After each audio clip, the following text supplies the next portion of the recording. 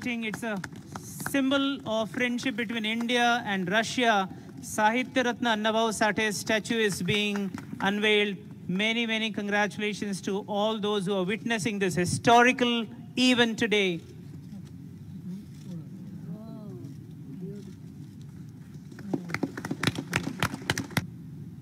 मैं Moscow state library का बहुत बहुत आभार व्यक्त करता हूं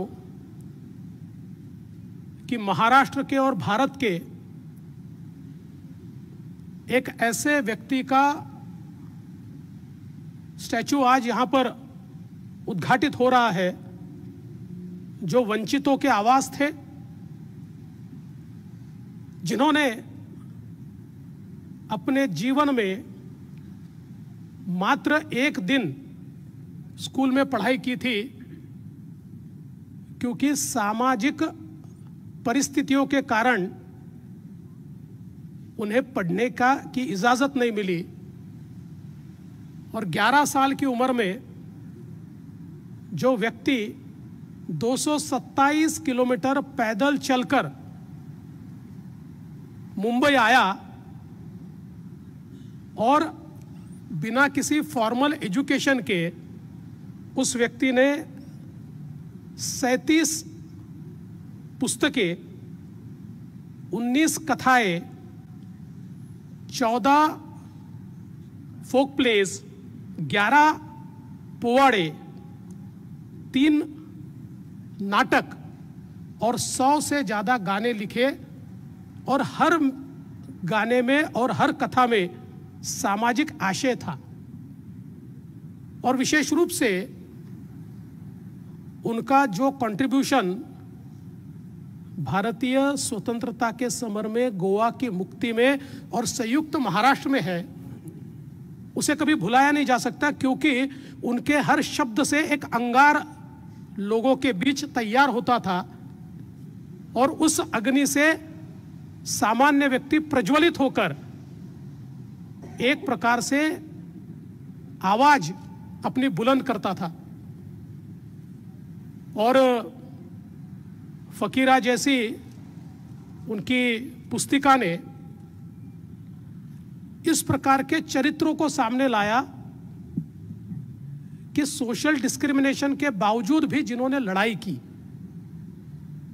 और मैं ऐसा मानता हूं कि अण्णाभाऊ साठे भारत और रशिया के बीच एक रिश्ता थे, इसलिए उनका स्टालिनग्राड का पोवाड़ा हो या फिर उन्होंने जब रशिया का दौरा किया उस समय के उनके अनुभव हो, इन सारी चीजों ने एक बहुत ही रशिया और भारत को करीब लाने का प्रयत्न किया है।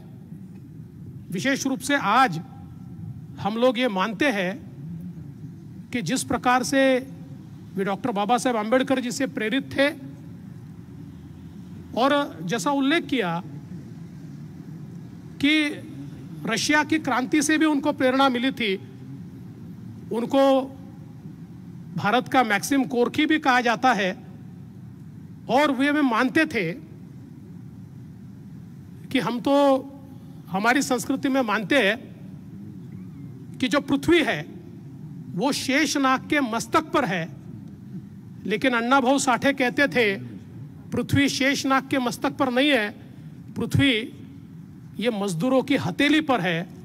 ऐसा कहने वाले अण्णाभाऊ साठे, इन्होंने मजदूरों की, दलितों की, शोषितों की, पीड़ितों की बात को दुनिया के सामने लाने का प्रयास किया है। वैसे तो समय कम है, अण्णाभाऊ के बारे में जितना कह सके उतना कम है। ये केवल व्यक्ति नहीं थे, वे एक संस्था थे। He was a university in himself, वो खुद एक विद्यापीठ थे। और ऐसे व्यक्ति का एक स्टैचू आज इस यूनिवर्सिटी में लग रहा है। I would like to thank you, मैं आपको बहुत बहुत धन्यवाद देता हूं। एक बहुत ही अनोखा और गौरवशाली इस प्रकार का क्षण है और इस क्षण का साक्षीदार होने का मौका आपने दिया। इसलिए आपका बहुत बहुत आभार व्यक्त करते हुए मैं अपने शब्दों को विराम देता हूं।